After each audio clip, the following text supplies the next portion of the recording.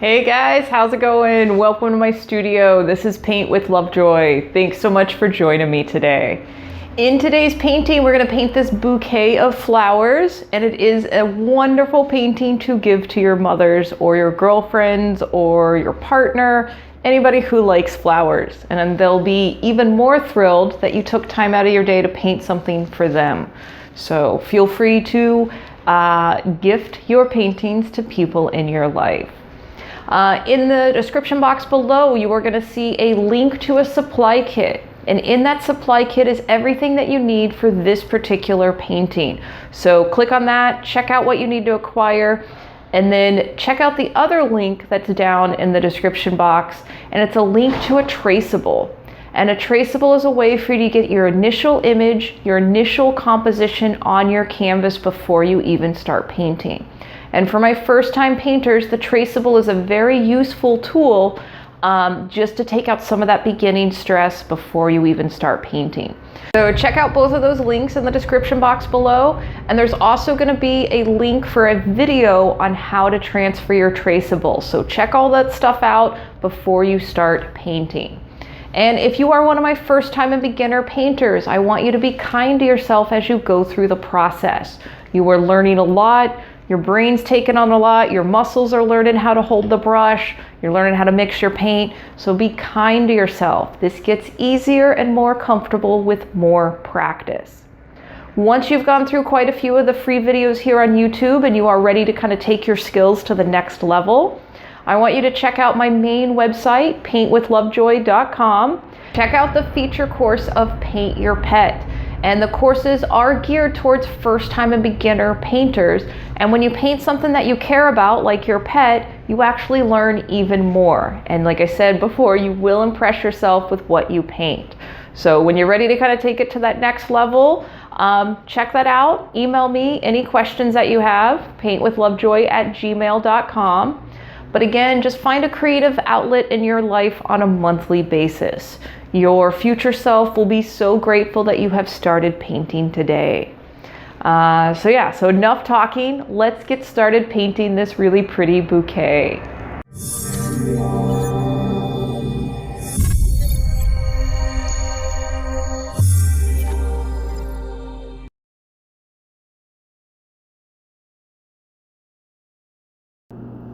Alright guys, so this is going to be a fun painting. Head on over and grab all the supplies that you need and any colors that you want to switch out for your roses or your background color. And as always, make sure you take your progress pictures. And once you have your traceable transferred to your canvas, you're actually going to have two options here, and I recommend option number one because that is the best practice for you. And option number one is using the small pointy brush and black paint and going over all the lines that you transferred on the traceable, that you transferred to your canvas, going over that with black paint. And as you're using the brush, I want you to mind the pressure of your brush. The harder you push your brush against the canvas, the wider the line it makes. It does not matter right now if you're making skinny or fat lines or wide lines or a variety or a combo of that. Just get comfortable with the pressure of your brush. You're going to be painting over this anyway. If you are short on time, there's an option number two where you can use a black Sharpie marker and just go over all the lines that you transferred to your canvas. Again, I recommend the option number one and let your paint dry before you move into painting your background. Also, pause the video, get your outlines on there, and take your progress photo. For the background, today I'm going to use white with a little bit of raw sienna, and then I'm going to add a touch of yellow to kind of warm it up in order to give it kind of a warmy cream color. You are more than welcome to switch out colors and create your favorite color for your background or something to match your house. Same with the roses. You are more than welcome to switch out colors. So here you can see where you can use kind of the full width of the brush for a brush stroke, a little bit skinnier, or make little X marks. Try a variety of those brush strokes, and whichever one that you feel a little bit more comfortable with, kind of use that one to fill in your background. If you feel like finger painting, go right ahead and do that. And you'll notice here that I didn't make a huge pile of the paint, but I'm just kind of pulling a little bit of the color from each pile each time that I need it. So don't feel like you have to mix the exact same shade every single time, or that you need to mix a lot of paint. The more that you kind of mix your colors, the more your brain interprets what you're learning. And again, with acrylic paint, anything that you don't like, you just let your paint dry and paint right on top of it again. So it is a very versatile medium for beginner and first-time painters. And speaking of that, if you are holding your breath right now, take a deep breath and relax. It's just a painting. It's not the end of the world. You're doing great.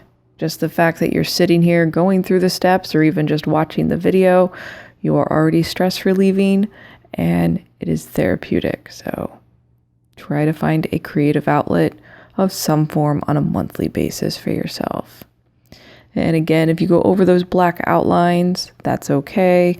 We are going to be painting over them with the colors of our roses and then doing accents of black outlining and highlights at the end of the painting. All right, you're doing good. Remember to breathe and relax. Any of your struggles or frustrations or irritations, throw it into the painting. You know, it's just paint.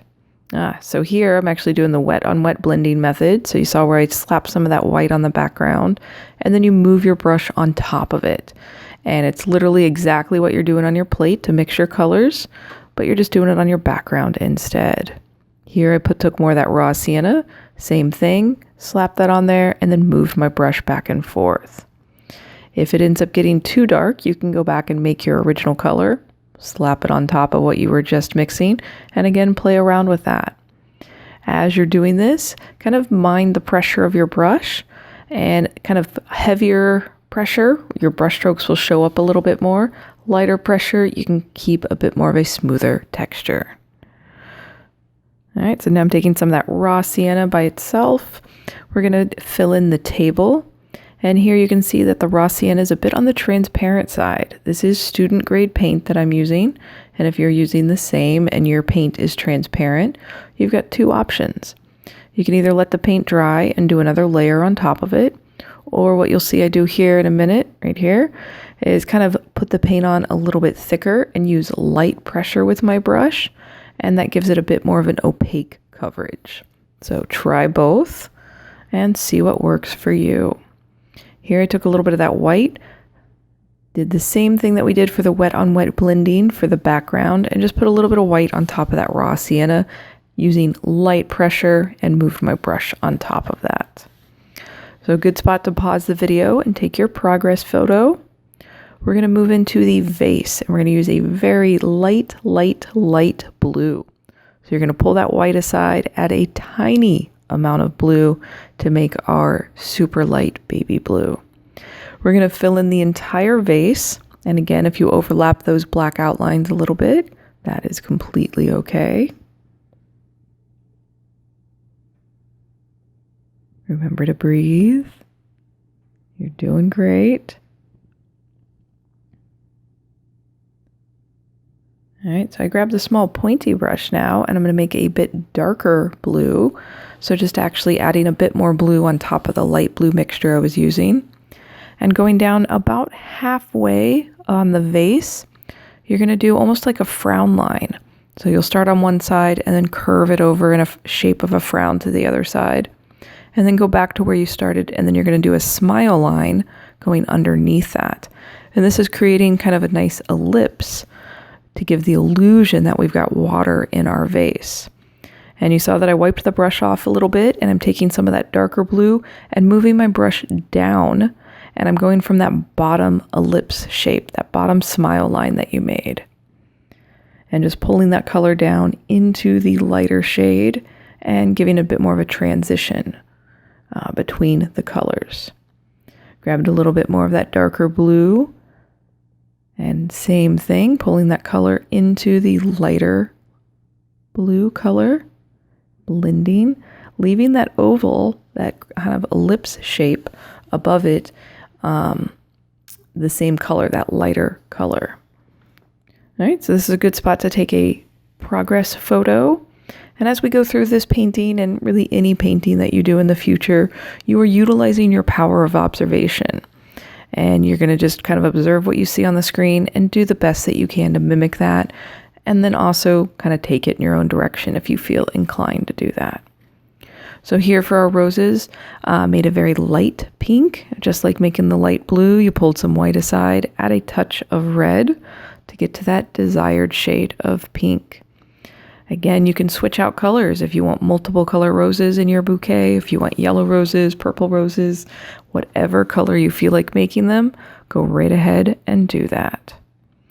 And you'll notice here that I'm making kind of each shade of pink each time, so it's slightly different. Some will be a little bit lighter, some will be a little bit darker. Feel free to add the variety to your painting as well.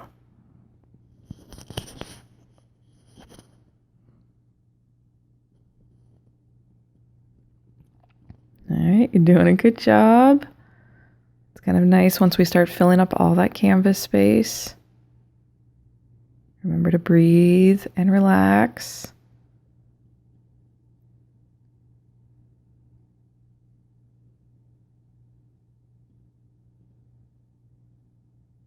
Again, if you're using student grade paint, or if you are, this is one of your first paintings and you're using your paint kind of on the thin side, I'm going to encourage that you apply it a little bit thicker.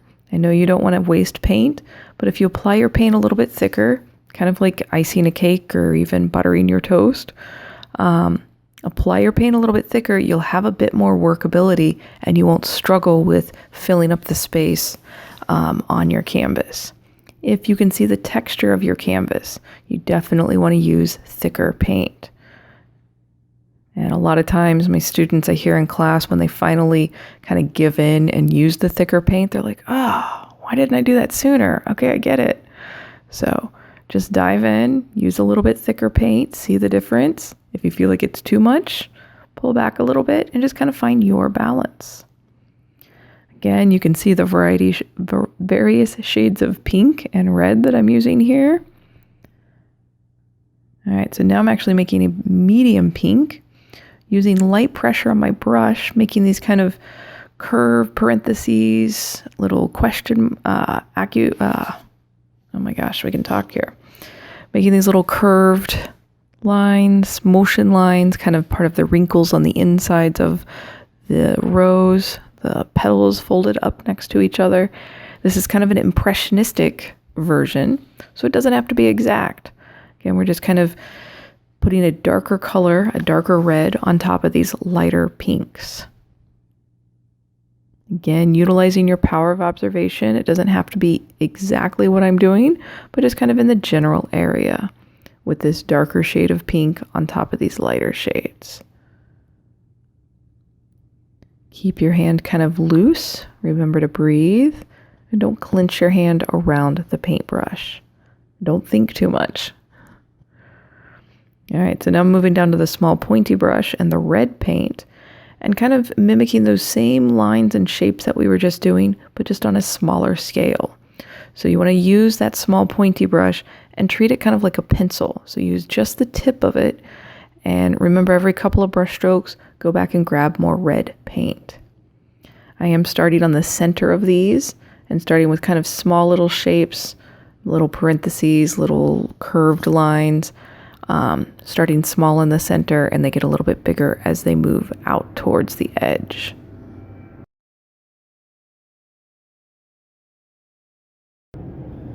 Again, this does not have to be perfect, nor does it even need to look like mine. This is your painting, and you are getting comfortable with the tools that you are holding. You could do this painting a year from now, a couple months from now, and your muscles will remember it, and it'll be a little bit easier. All right, so pause the video, take your progress photo, and you're going to clean your brush really good. We're going to use yellow and green paint to fill in the remaining, those kind of weird little spaces in between the flowers. We're going to put the stems in and some of the leaves. If you would like your green to be a little bit more spring green. You can add more yellow if you want it a little bit darker, add more of the dark green. You can even add a touch of blue to your green if you want to go really dark. You can make any shade of green that you want for your foliage. And again, you can tell that I'm using student grade paint, and I'll be doing a second coat of green on my leaves and on these areas, just to give it a bit more opaque coverage.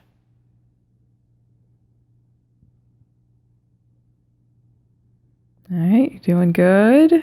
Composition's coming together nicely. You should be very proud of yourself. All right, so here, grabbing a bit more of that green, kind of thick on there, and I'm just layering it right on top of the shade I was just using. Almost kind of thinking about it as if it's a shadow value on the leaf, still kind of with that impressionistic style. And when we say impressionistic style, means it looks better from further away. So as you get out of your chair, as you finish this and look at it from a distance, you go, oh, okay, not too bad. So that's okay, especially for some of your beginning paintings. So now using that small pointy brush, putting the stems, and they don't have to be just straight up and down. Think about how the stems would be in a vase. And they're kind of at different angles. And you will notice that you painted right on top of that ellipse. We will re-add that with blue in a later step. Now grabbing a bit of that yellow and just in a few light areas, kind of on the opposite side of where we put the green, just adding a bit of that highlight value, very chunky, very impressionistic, very blobby. So again, this does not have to be perfect. You are just painting. All right, another good spot to pause the video and take your progress photo. Now we're going to move into this small pointy brush and purple paint. And just like we did with the red, we're going to start in the center of each flower and add these kind of curved lines, these flowing impressionistic lines to give nice movement to our roses and just kind of give it that impressionistic feel. And because I like adding extra colors into my paintings, I had to do it for this one. If you want to switch out and do a different color or do red and purple so it's just a little bit darker, feel free to switch it out to what you want. You're doing great. If you haven't taken a deep breath in a while, now is a perfect opportunity to do that. Laugh a little bit. Pause the video and take your progress photo. All right, so now we're going to go to black paint. We're going to do a few outlines, and we're going to do some details on our roses. So again, using that pointy brush, treat it like a pencil, use light pressure, using just kind of the tip of it. When we get into the flowers, same thing that we did with the red and the purple, with a bit more of a wave to it. So it's almost like they're even stretched out threes. But again, starting in the center with the small little parentheses shapes, and just kind of mimic close to what you have, what you see on the video. It doesn't have to be exact.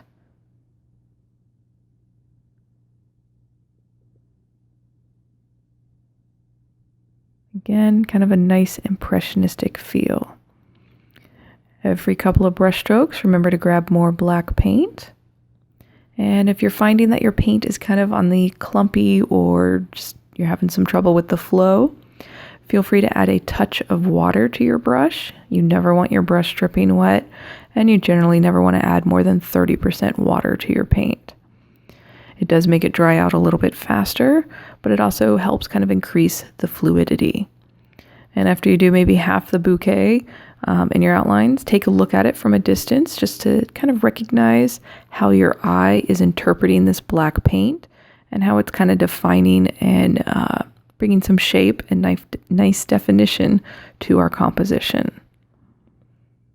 And again, kind of nice how we're not drawing perfect roses, but from a distance, we have the illusion, the impression that they're roses. All right, now we're going to outline that table. Again, completely optional. If you do not want to do this on yours, do not have to. And here using a bit more pressure for a wider line.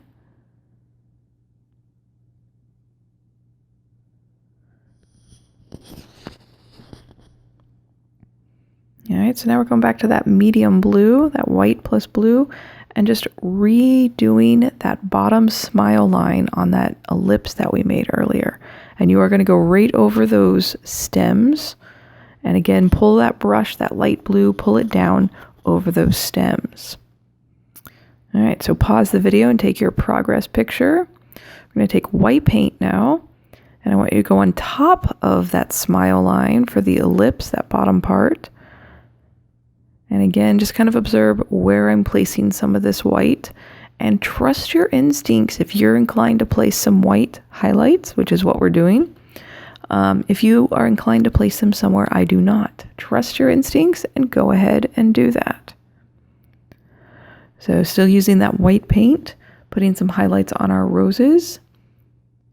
And again, just not all over the place, just a few little lines here and there. Again, will make a bit more of a difference as you step away and look at your painting from a distance. Don't think about this too much, just paint. Again, like I said, you can do this painting in a year from now, and your brain will remember doing it, and you might start changing stuff. It's totally okay to do the same painting multiple times. Add in some highlights onto each of the leaves very quickly. And then we're going to be adding some little kind of accent little dots scattered throughout the perimeter of the painting. So we're going to use some blue paint to do this, using that pointy brush. And here's these dots and a few little accent lines around the leaves. If you do not want to use this color, you do not have to. You can skip this step. You can switch this step out with different colors. And again, here you're using little dots, using the tip of the brush with slight pressure. Think about them in random numbers if you feel like it's too much of a pattern for you. All right, doing good. Do the same thing with those dots with the white paint. Oh, yellow first and then the white paint.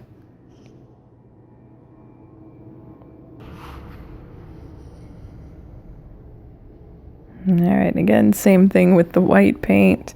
And you'll notice you get a bit more of a contrast with that white paint over a darker color. So it looks really nice on top of the greens.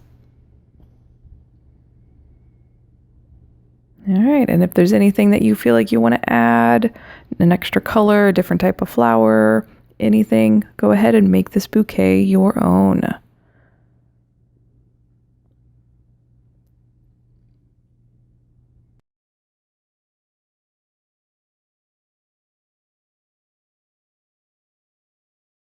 Hey guys, I hope your paintings turned out really nice, and I hope you're a little more relaxed from the process of painting than before you started painting.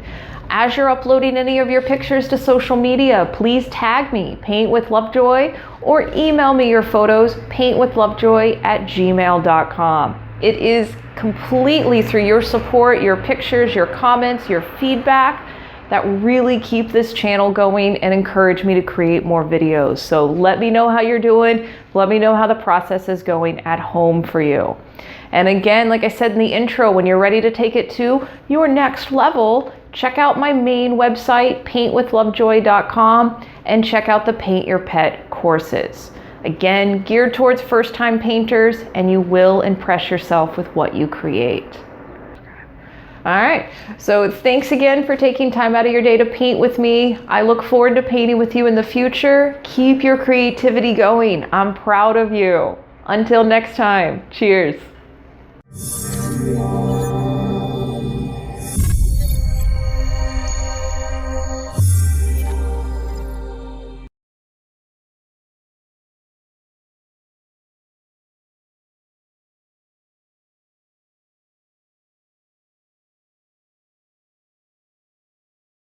Gonna wait for the plane, or not. A freaking plane.